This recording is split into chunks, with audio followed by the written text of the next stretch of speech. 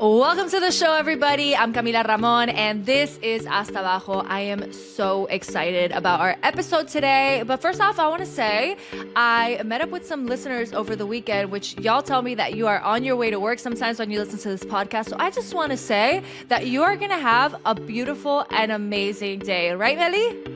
Absolutely. We have a beautiful show planned for y'all today. We often talk about mental fortitude. It's one of my favorite topics. I pick my friends' brains all the time about it. But today we have a professional here who works with professional athletes and has tips not only for them, but also for you and I to take to our daily lives. A mental performance coach. I cannot wait to pick her brain about this. Esto es Hasta Abajo. Let's go.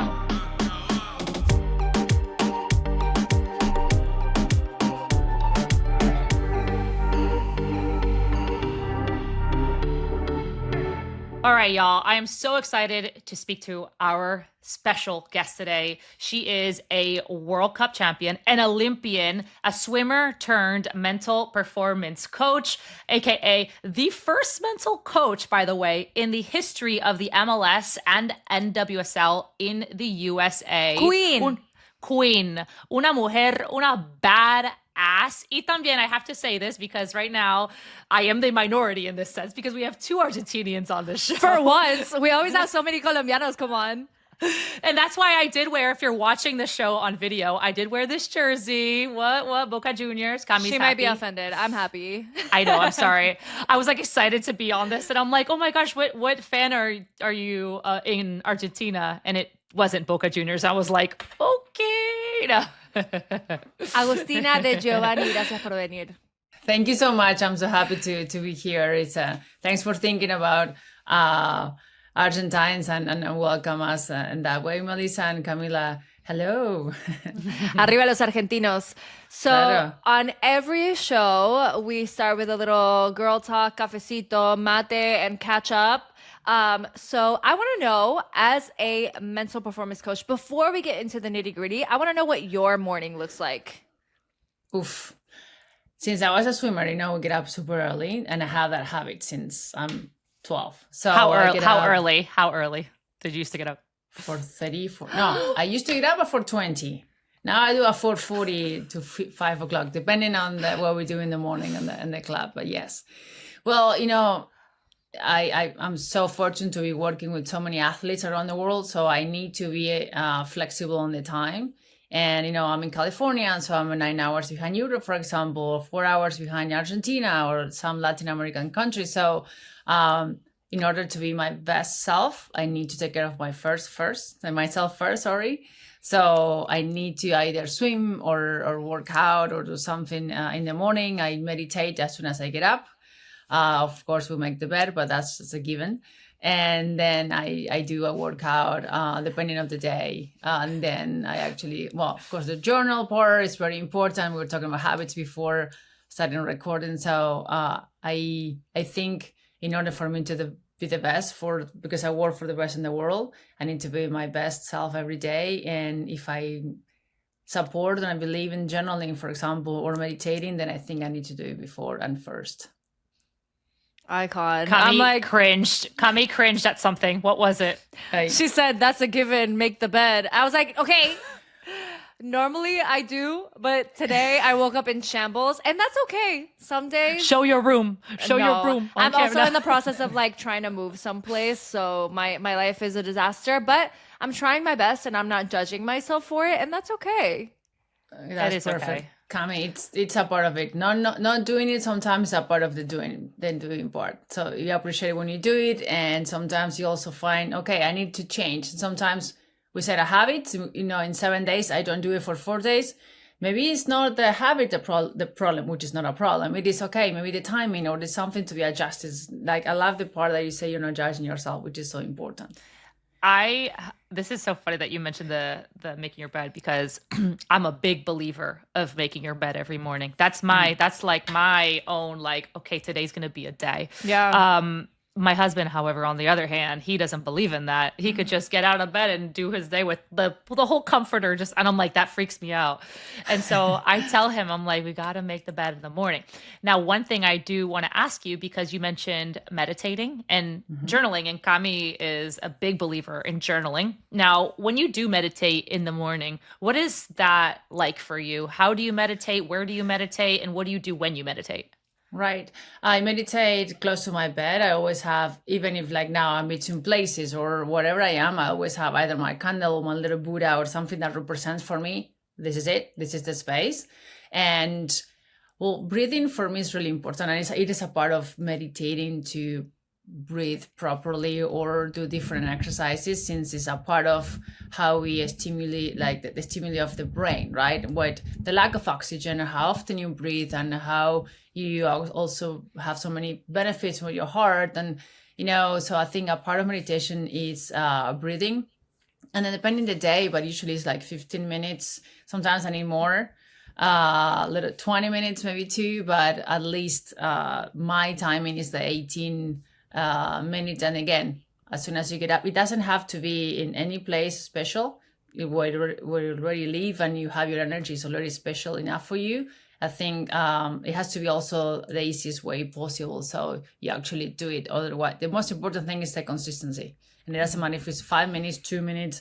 It's just a moment that, okay, this is for meditating, this is for breathing, this is for, because to make out the bed is just a habit. It's not about having your bed pretty. Of course, it's nice to have it pretty, but that's not the point, right? So it's just the habits, the daily habits. Okay, I want to get into the nitty gritty. Like, I want to get into your mind, because you are in the minds of like so many incredible people day to day. You're talking to them, you're coaching them through some of the toughest mental moments of their lives to show up on some of the biggest stages in the world, right? And perform. Can you take us into a little bit of your coaching philosophy and your approach? Yes, of course. I think the way I work is I put the person first, regardless of your sport. I am, again, so blessed enough to be working with the best in the world, but also the best in the world is people. We say best in the world because if we talk about sports, but everyone should, again, deserve and needs to take care of their minds the same way we're talking about, hey, you need to walk 20 minutes a day, or hey, you need to be outside. You also need to be aware of the mental side. The thing is, we don't know that, and our generations, and they never talked about that. We talked about a little bit about health, the physical health, but not this one. So the first part is to put the person first. It's always, and the most important, understanding that if you take care of that, you can actually start focusing on your performance, but understanding how it works. Because again, high performance, it's all about pushing yourself and be there and be the best. And this is how we learn it. But nobody actually taught us what is the meaning of that and what is the price we're paying for it when you retire. Again, nobody wants to talk about retirement when we are performing, because I don't want to do that. Like, I don't want to even think that does exist. Yeah. But it will come to a day that you have that divorce, like we said with Melissa, or you're going to mourn that, like, it's a lost. You lost it, right? That person that you used to be, it's not there anymore. What are you going to do about that? But meanwhile, if they, sometimes I'm like, I wish I knew this. If they have told us, or me or Mel, what's going on while you do it, it's not like you stop doing it, but you take care of yourself much better. You still push yourself. Like I'm an athlete, like a swimmer. We are one of the hardest believers the best believers that we're working hard is really important and it's useful, and you're by yourself, right? In swimming, you're by yourself.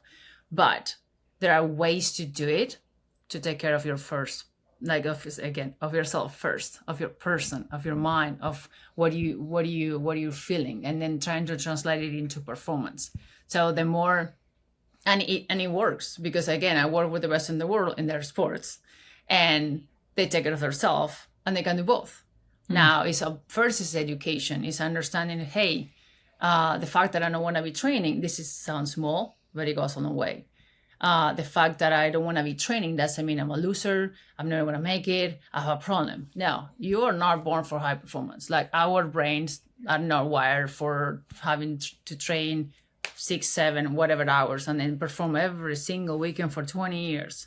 So it's not about you, because remember, while we do what we do, we are developing our self-worth and our identity and who we are and how much we can take. And for athletes, it doesn't matter, college, pro, whatever, it's never enough. So because what do you do? For example, Mel, hey, how do I get better? Watch video. This is the mistake that I made. Nobody's saying, you can say, good job, Mel, but you need to do this better. For years and day by day, you're like, okay, then you train yourself to look for the bad. You train yourself to look for the error or the mistake. Yeah. And if you don't explain that to the player and the athlete and the emotional part that is like, I make a mistake all the time, I'm tired of seeing it.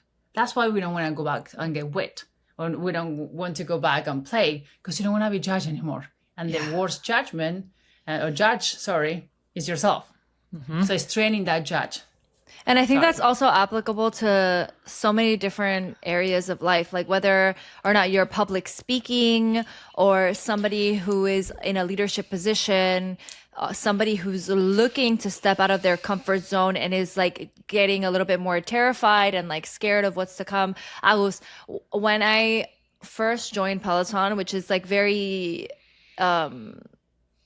it's a very exposed profession. I work on camera every day and there's thousands of people on the other side that take my classes. I was terrified and I was having such a tough time dealing with being so hard on myself during the training process. I was like, this is not going to happen for me. They're not going to hire me. All these different thought processes that were happening in my head that also happen to so many different people when they're making big life decisions. And I called up one of my friends who is in a big leadership position in one of the like biggest organizations in the United States. And she was like, high performing people have high performance self-care routines. After that, I like made it my mission to make sure that I was doing everything possible to take care of my mind and myself so that I could show up and at least like there's like a level of peace of mind or your baseline just increases so that whenever you fall a little less low and you have like a little bit of a higher like net that's catching you, or that's what it felt like for me. 100%. And it's, sorry, Mel, yes. Yeah, go on. No, go. You're the yes, go on. No, big bad. I forget sometimes about recording. It's just like a chat with friends, any day. And it is, again, it's not only athletes. I also work with leaders, with CEOs, with coaches, with even I since I work with little kids, I also talk to parents, because we need to do the follow-up on how it is not about the medal or, okay, if you're not doing high performance sports, it's human beings for everyone. And again, whatever the results you want to, like you being exposed in the Peloton or whatever it is, that's a result. That's why it's so important of what you do with yourself, because we are trained to be like, okay, let's say an exam, because from school, let's do that. So I don't know, some people just study 1, 2, 3, whatever days they need to, and they go learn that, take this exam, and then keep going with their life. So it's a disconnection between the product and the person. The ideal part, or the thing that I try to work every day, going back to the philosophy, it is that's what you're focusing on, is the result. Now, we are the result of everything we have done the last 6 months, the most 3 months. So if you don't like what you have today is not you today. Today, it is the product of you 6 months ago. So you are like a few months away from whatever you want to do. It's going to be hard. I don't know. You will be uncomfortable because you're changing patterns. Now that we study the brain, that the brain doesn't like change because it's not safe. We don't know it's going to get you in danger. But if you understand, that's why it's so important to put that first. Whatever you're doing now, it is the result you have done. So it's like we always talk with the player. This is the easiest way. You're like a recipe of the cake. If you don't like the cake, don't get mad at the cake. Poor cake. You cooked that cake. Like you make that cake a few days ago, a few months ago. You just need to go back and change the recipe to have more sugar, more chocolate, less chocolate, like whatever you want. But it's simple. It's not easy. It's simple.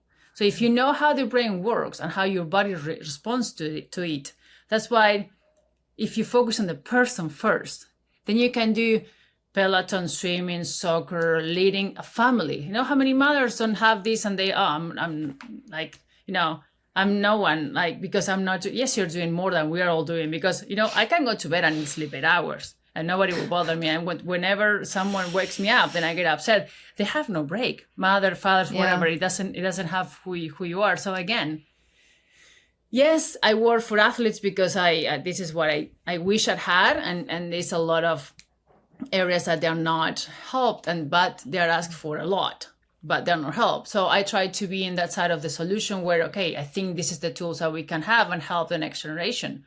However, it's not, you don't have it's not it's not the problem that you as a person that you have. You can change whatever you want to change to be whoever you want to be.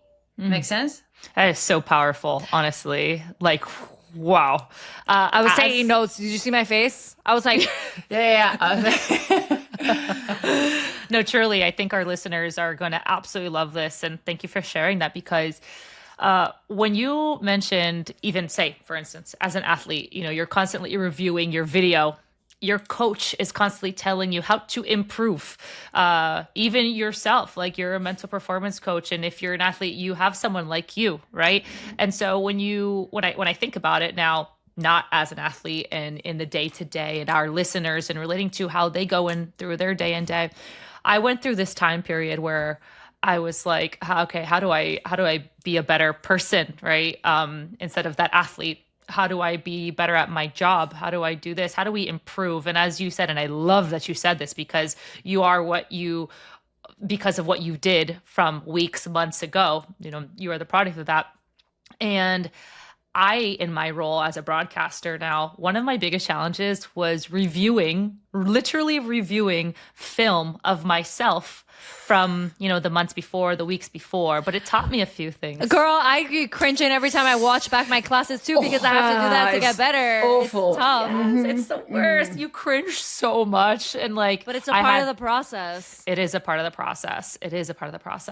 And look, not everybody has that job like myself, like you, Cami, where you could see film of yourself, because no one, if you're working at a desk 9 to 5, you don't have a camera in here like analyzing you, right? But you do have, at your work, maybe there's a lot of Zoom meetings too now that are recorded. Yes, that is true. Exactly. That is true. Yes. But I think an important part was exactly that, like reflecting and seeing myself.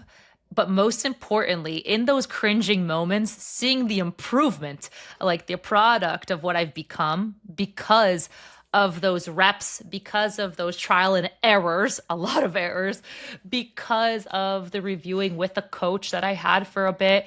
And that goes into being vulnerable and taking those vulnerable moments that I had and those cringing moments, and it made me confident. It literally gave me so much confidence in the present moment to be like, holy shit, look where I am today.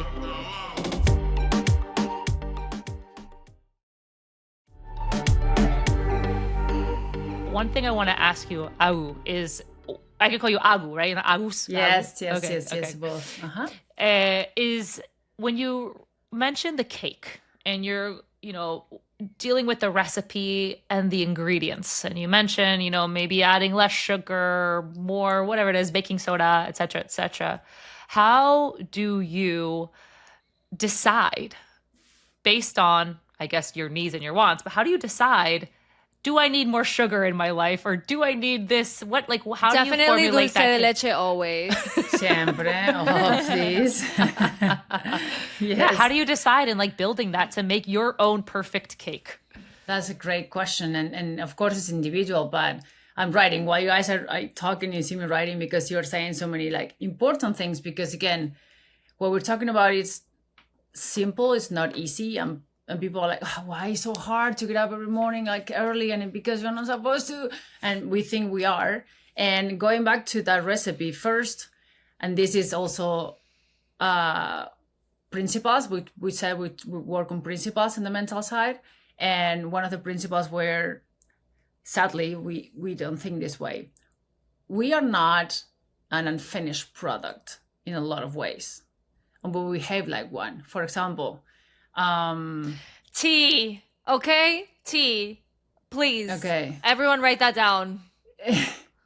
Continue. Because if we do that, again, going back to the I'm trying to talking in sports. So it's maybe some people, they don't even have to play a sport, but maybe they're a fan of football or soccer or whatever, and it's easier. Because if we're always talking about it from a lack of something, then it's so hard to actually be real and accept what kind of ingredients you need. Because again, we're always gonna need ingredients or changing something, otherwise we will not be in this planet right now. There's something else that's a reason why we're here. To find it, to figure it out. Maybe you don't know it, but it's a reason. And by trying to figure it out, then that's one of the reasons why you're here. You're helping also other people to do the same. Now, going back to the athletes, for example, if it's easier to say it, we are always like going back to the videos, trying to find their area of improvement. So for as an athlete is, of course, if you make a mistake, like first, I make a mistake. I always make mistakes. But if you're doing something right or good, it's like, yeah, well, that's my job. So it's never enough. And going back to this never enough, you think you're an unfinished product. You are a finished product. There is nothing wrong with you. You haven't done anything wrong. Now, what we do here is to expand yourself. So it's not like I'm fixing myself because I'm a problem. Go back. You're not a problem. You're great. You're here for a reason. You're a finished product. Now, what you do is to put in makeup more or less, or the sugar, or however you want to call it, to be useful for you. Otherwise, we're always trying to find a problem or a piece of that puzzle that is already finished. Otherwise, you're like, oh, that's why when I graduate, I'm going to be happy. When I'm married, I'm going to be happy. When I win, I'm going to be happy. You're never going to be happy when you get to there, because you're looking for something else. So breathe, be there. Yeah. You're a finished product. Now, let's get to where it's fun. It's way more fun when you know the product's finished and you have way more intrinsic motivation and understanding. Yes, I want to do this because I would like to be better at, because I will serve people better. I will be a better version of myself. No, because you have a problem, you have a hole in that puzzle. That puzzle is not nice. The puzzle is great. You're amazing. There is a reason why you're here. Otherwise, you'll be in another planet, like another planet, in another plano, decimos en español. But you're here. Like, this is amazing. You guys are helping people. I don't know, if one person is listening to this message that give them more hope, we help one person, guys. And that's amazing. I think, well, I was writing this down, like, I'm not going to have this podcast to listen to later. Like, I was like, this is my one shot. I think one of the most beautiful things about human beings is that we are like forever expansive. Like and I get a lot of questions about like confidence and like loving yourself and like that kind of stuff, because I share a lot very openly about like my body image. If you're from Argentina, you know how much women in Argentina, especially like the pressure, it's like one of the countries with the highest percentage of eating disorders in the world. We are so hard on ourselves as Latinas, as women, especially if you're like, I came from a dance team background, and you do not need any of that to have gone through like doubts about yourself or like body image issues or anything like that. But it's not until you realize that you or I'm going to talk about my personal experience. It was not until I realized that I had the right to enjoy myself and my body, and that I wasn't an unfinished product, and I didn't have to constantly be working on changing myself physically more than anything at that time, that I wasn't able to like fully enjoy myself and be like, what the fuck is your problem, girl? Like, everything's fine. Like, you can work to be better or to be stronger or to be all those things without constantly thinking that there's something wrong with you. And the same thing goes mentally and also professionally when you're trying to expand.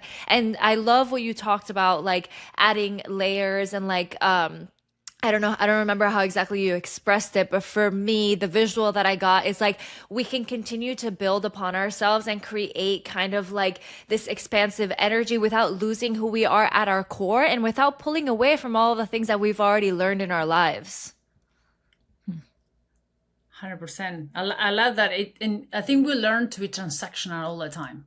Okay, if I work out an hour, I'm saying training, work out an hour, then I can eat this. Because going back to guilty, the guilt. Cami, I'm almost feet tall. I'm 185 meters. I'm really tall. In Argentina, I was weird since I'm 5. Like, and it was really hard for me to like again, work on the self-image where, okay, I'm weird, I'm different, and people talk to you differently. People talk to you differently, like es una la grandota. Like I've always been like super tall in the family, like the most muscular girl. Especially even on dance teams, you stand next to everybody, you look at yourself in the mirror, it's like, why am I taller? Why are my hips wider? Like I'm such a like a quote unquote like bigger body girl. Yeah. But I love how like later on you're probably like, because I'm a fucking Olympian, that's why. You know. It's a whole thing, the body image, yes. And again, we learn to be transactional, and if I do this, you give me that, and not only with other people, to ourselves. Like you have to pay, we say in Spanish, el oxígeno en este mundo. You have to pay for whatever you have to do, even breathing, you know. And that's a thing. If we learn that is hurting us so much, we also can learn this, that it's going to help a lot. Imagine, I think I'm not a mother, but I think of if I can impact even little girls when in any sports or whatever, we can help them understand that, hey, you're good.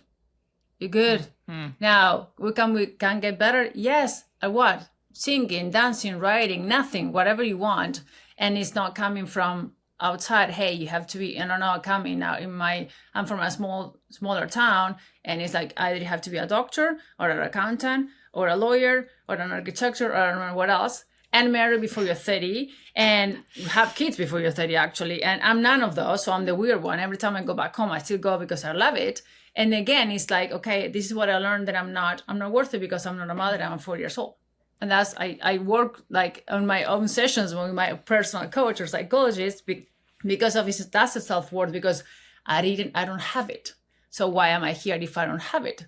Then I was so fortunate to finally, thanks to retirement, and find this purpose of, hey, but I can also help people and it can touch lives. And then it's different. Yes, I am out of the like average, but feeling like that is nothing that you're doing wrong. And of course, I'm doing a lot of things wrong, and I'm trying to work on that. I'm some of them I'm not even aware of it yet. But again, I have a big sign I can share with you guys later in my office. You're enough.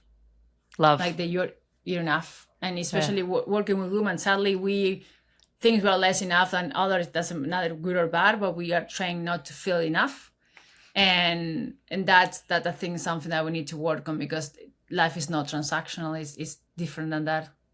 Yeah. Now, while you mention working with men and women, you said a quote in this article that it really sparked my interest. And it's in Spanish. It says, la mujer suele ser más emocional y verbaliza antes. Y el hombre necesita más tiempo para procesar. Meaning in English, women are more emotional and they verbalize earlier, while men need more time to process. Neither is better or worse. It's just part of the, like, la naturaleza and connection. And you say timing is fundamental. Yes. Timing is fundamental. So when you're working with men or women, and I'm trying to like just relate this to, you know, everyday life. You know, we are all in relationships or in our work life balances. You know, we're dealing with different people. So when you're dealing with different people, what does that exactly mean? Like when because women verbalize things earlier than men, does that mean, as a woman myself, like, does that mean I need to have more patience because it takes a man longer to actually communicate what he's going through? Like what exactly, how do you put that into words when you're dealing with different genders? I love that question. And I know where the quote is coming from is because of, I don't want to take it out of the context, you got the context of sports where, and ours, which is soccer is still in a way very socially influenced. We see with the hinchas, you know, with the in different cultures. And there's a belief where if you talk to Agus, you have a problem. So don't go, you're going to look weak. So that the timing and the takes more time, it takes more time that they realize that's not the truth. With women, since we are more used to talking, we talk to our friends, you know, when something happens, we have to talk it out. It's more about it, since we're wired like that, and there is nothing socially that it's telling us it's wrong or that it's showing us we're weak. And so it is more about how we grew up, understanding what is the meaning of talking to someone. And again, there's a mixture of talking to someone. It is because I'm both sports psych and at the same time, mental coach. So one is the emotions and the mind. They are connected. Some people like to separate it. It doesn't matter what you prefer to do it. It's important to talk about it. And the first and the easiest and the fastest way to understand how your mind works is through talking.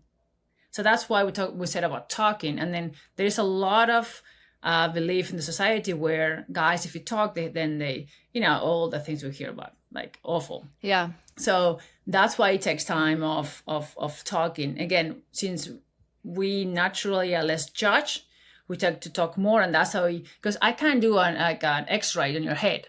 I mean, actually how you think, okay, let me just scan it. That's the biggest challenge that we have as a mental coaches. Because if you go to a doctor, your elbow hurts, whatever, you do an image and then you tell, okay, this is the diagnosis, this is the treatment, that's it, bye. This one, you have to figure it out, and then you have to be connective. Connection is really important. At least that I work person first and connecting to the human that is in front of you.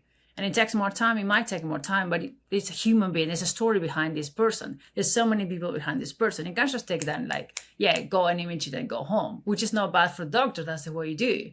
So I needed to explain that before. So it's not like, okay, guys do this and girls do that. Otherwise, we're part of the problem. Now it is, yes, it's so, we call it inconsciente colectivo, which means in our consciousness, we assume, okay, if guy talks, it's so annoying. But now, as women, they said they want to date someone. They said, yes, I want someone that has had a lot of self-work and I don't want to do it. So either you think he's bad by talking to someone else, but you want him to be with you. It's an easy example to date someone that is actually work with someone. But if you're talking too much, you're judging them, then you can't do both, Yeah. So there's a lot of judgment before even starting to work in the mental side with a person. I don't know if I answered. I know when someone else bring me back, Melissa, but I needed to tell you that because it's important. I'm not talking about athletes here. It's more about everyone. Yeah, no, you hit it on the spot, and also the fact that it's a taboo, and we have male listeners here, likewise women, and it's even encouraging, whether it's our female partners, our male partners, whomever, that it's okay to work with a mental coach. It's okay to get therapy. It's actually encourageable to get therapy at any stage of life, really. And it's unfair. Also, imagine growing up with, hey, if I talk, they have a problem. And males go through so much pressure in so many aspects. And just by telling them, hey, I love to work with male athletes, especially like CEOs or leaders, because it's like, hey, I see you. I'm not a male. I understand. We don't have to compare. I don't have to be a male to understand you. I see you. I believe in you. I believe what you're working through. And it's not that you're weak. You are forced automatically to do so many things. Again, we can go talk about women. I'm not making a sexist comment. I'm saying, hey, this is helpful just so you have a tool to develop whatever you want to, and then it's just as fair as what woman that is easier for us to talk.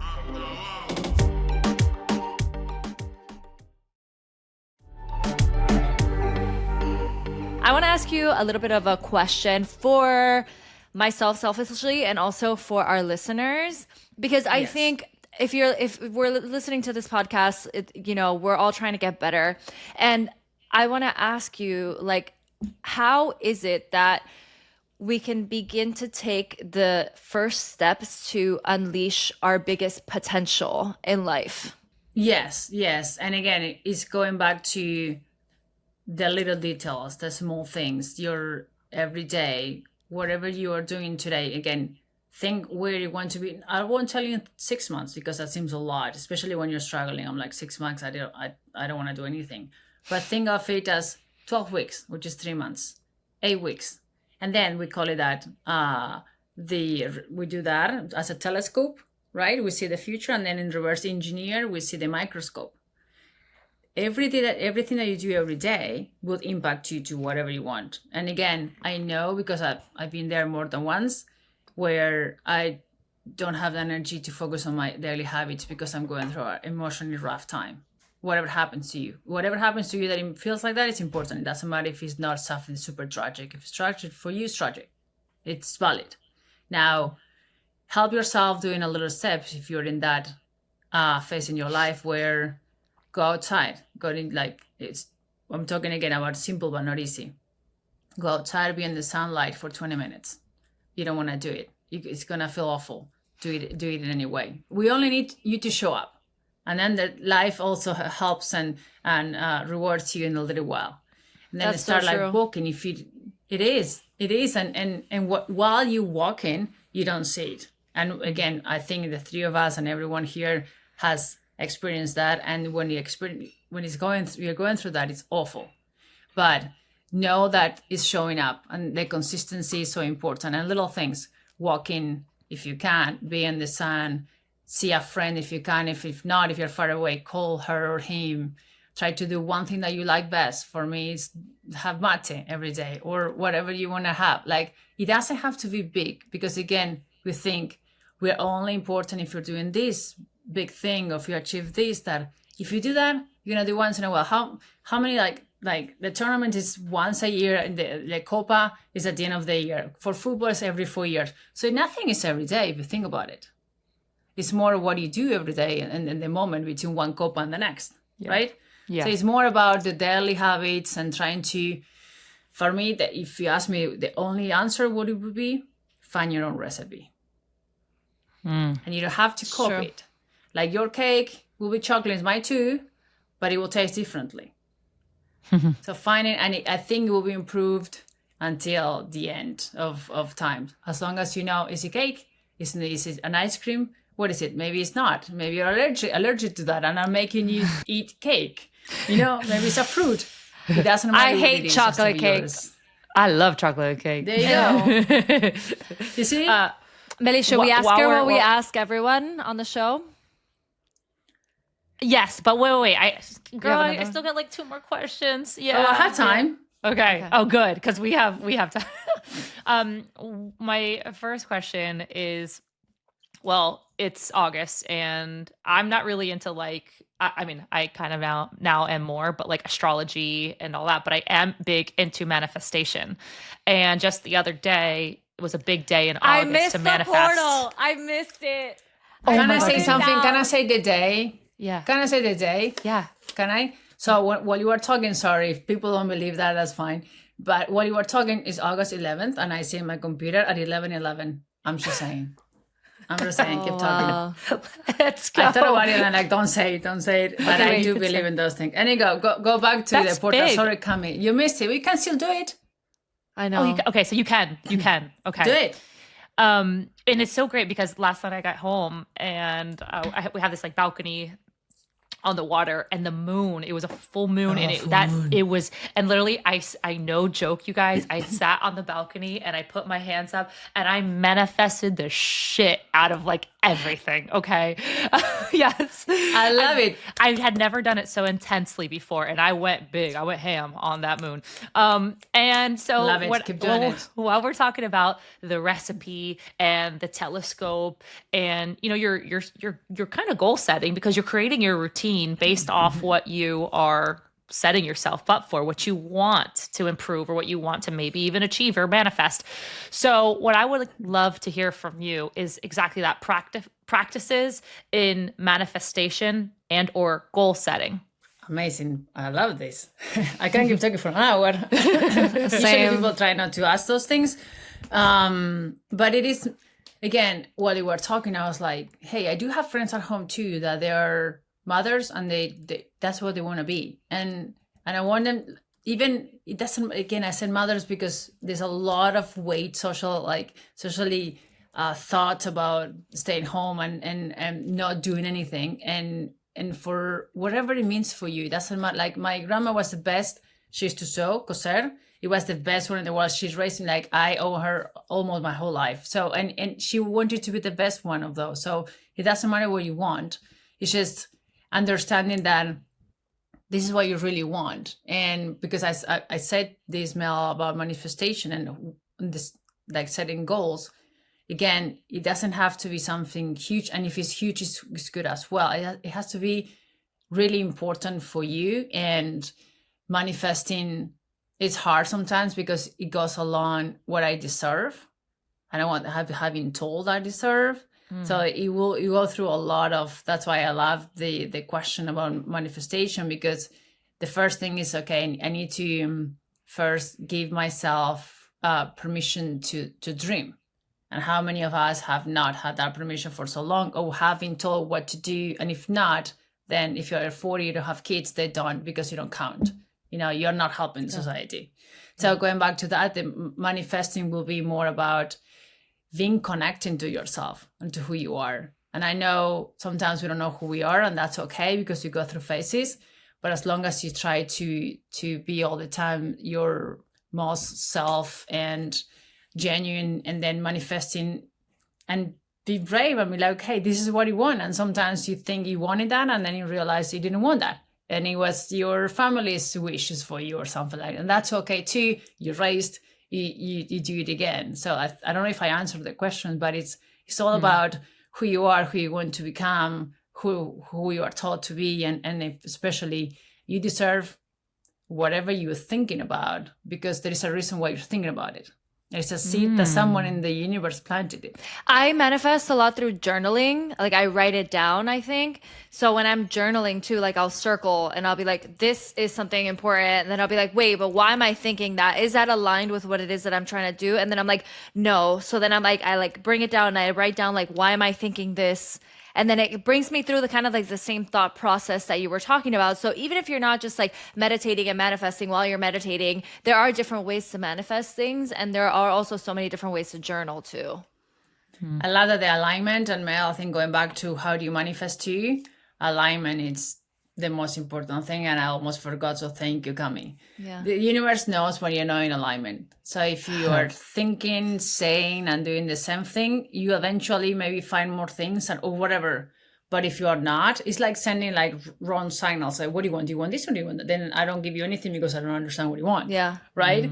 And it gives you so much peace. So going back to the connection, being in alignment gives you the peace and the connection that you need to manifest. So it's like the chicken or the egg, right? Yeah. And I think being peaceful is so important. Yeah.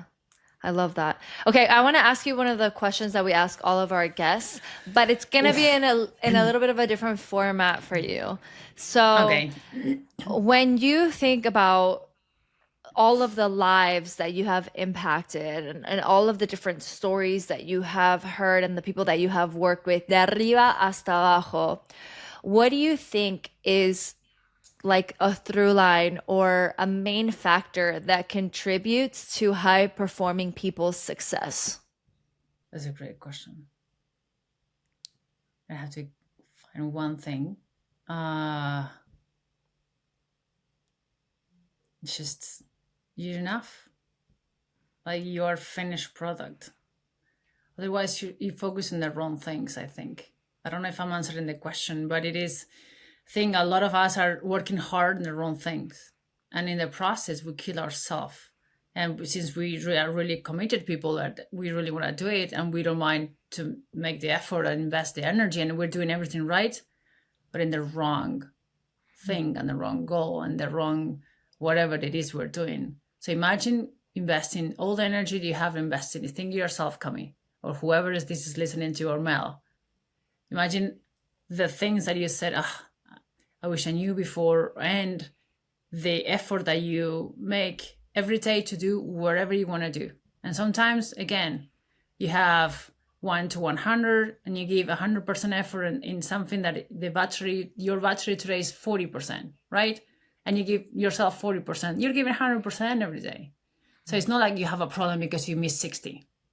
Even in the approach that we do things, we're always, if you think about it, we're always missing something. There's always a part that we're doing wrong. There's always something that judge that is talking to yourself, that's the person and the thing is stopping you from that high performance environment, high performance result, or whoever. I think everyone is high performance. The majority of us that actually have genuine purpose in life and really want to live this world better have that in mind. But we were raised and been told all the time that you are a problem. So if you start scratching that from zero and like, hey, guess what? Welcome to this new world, or manifest a world where that's it. You're making mistakes. Let's try to see the intention behind that. Because sometimes we make mistakes because we don't know it. We are not aware of that. And sometimes, sadly, there are people that are actually doing it just because they don't know their purpose in life, and I hope they're okay. But going back to the people that actually want to get better, which is high performance, is even if you connect to yourself, everyone, just if someone told you, hey, you're here, that's it. You arrived, like you're living, you're alive, like you're alive, you're doing whatever you're doing, that's good. Now let's make it better. What do you want? Like what spicing or whatever you want to put in the cake, whatever you want. How do you make it more flour, like has more flour, más sabor, más lindo? Yeah. But you have it. I love it. I think that ties back to confidence too, right? Because knowing that you're enough gives you so much confidence and the ability to make mistakes without judging yourself for that. Like, you know, if you feel like you're not enough, you make a mistake, you're like, I'm a failure. If you know that you're already a finished product, you can go out there, you can try things, you can have fun with your life, understanding that you're still who you are and you're always going to be that person and you're always going to have that connection to yourself. That's so beautiful. I love 100%. amazing again, conversation. Yeah. You know, I do hypnotherapy. Also, I go into that conscience to many people. Yeah. And sadly, I'm not talking about winning the World Cup. I'm not talking about your performance. I'm not talking about, hey, I want to be the best mom, the best dad, the best aunt that it can be. It's about what happened to me. What did I do that my confidence is almost none? Yeah. And it's all in some subconscious part, and you have to go through there in order to get that belief out and keep working on it. I wish everyone can, at least we all touch one life today, and that person will tell that person something else and things like that. So we have that domino effect where, hey, you know what? I heard we're enough. Let's see if that's true or not. At least give it a chance. You know? Well, you certainly touched lives today, Agus, because our listeners definitely got a lot out of this episode. And hopefully one day we can have you back because we could talk about this for hours upon I talk a hours. lot. Literally, no, we want to have you back. No. So whenever you're ready, we'll have round 2. Dude, somos Latinas. Perfect. We could talk for hours. Oh, yes. Oh, yes. Well, Yes. I want to ask you one last question. We're going to do a quick Hágame Famosa. What is your like hype track before you go work out? Like the one song that you always like listen to on your workouts right now? No, it's cumbia santafesina. Oh. It's music from home. I love. No. I'm a big fan, but it's not any cumbia. It's from Santa Fe, from where I'm from. It's the best. Hey, Any particular song? Oof. She's like, no, just cumbia, choripan en mano, love. No, the thing is, I'm sure you know this is un poco de ruido. It's like the guys that do like, I don't know if you know, it's like it's an Argentine that like Instagrammers that they do a lot of famous cumbias there. It's from Santa Fe. I don't know. Yeah, I don't know names. I don't know names. I don't want to all of them. Just put cumbia santafesina and that's it. Just here for the vibes. Okay. Where can our listeners follow you or even learn more about you and your practices? Oh, I do a lot of on Instagram mainly. I'm not good on social media, so I should stick with one. Instagram is Coach ADG, and that's where I try to share when I have time what we do there or some messages on anything about believing in yourself. Awesome. Love that. Make sure All you guys right, follow y'all. her and let us know what you thought of this episode because it was absolutely iconic. I want to thank you guys because you don't know. I'm sure it's so great for you because again, it's natural and normal and you guys being so great. But it's really important to normalize. Hey, mental health is important. You have to pay attention to it, however you like it. You don't have to have a coach if you don't want to. You just find yourself sometime. We need you. This world needs you. Love. Amen. On that note, guys, thanks for tuning in. That was this week's episode of Hasta Abajo. And remember, baby, you are a finished product. We'll catch you next week. Besitos. Bye. Hasta Abajo is an iHeart women's sports production in partnership with Deep Blue Sports and Entertainment. For more podcasts, listen to the iHeart Radio app, Apple Podcasts, or wherever you listen to your favorite shows.